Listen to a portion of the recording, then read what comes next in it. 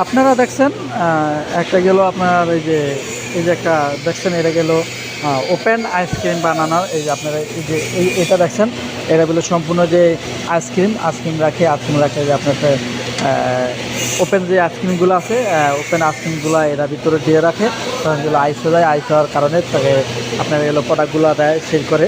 এটা হচ্ছে open ice cream একটা মেশিন। এটা প্রবলেম আছে লিক টেস্ট করার জন্য আপনি দেখান।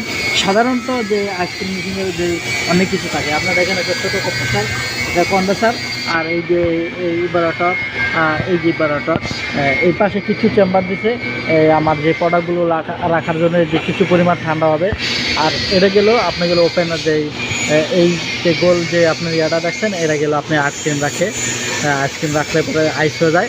আইস হওয়ার কারণে তখন আইস অতিরিক্ত হয়ে যায়, তখন এটা থেকে আপনি কাস্টমারের দেওয়া হয় আইসক্রিম। এই যে দেখেন এটা লিক আছে, এই জন্য আমি প্রেশার দিয়ে রাখছি। দেখেন আমি প্রেশার দিয়ে রাখছি, 300 থেকে একটু কম আছে।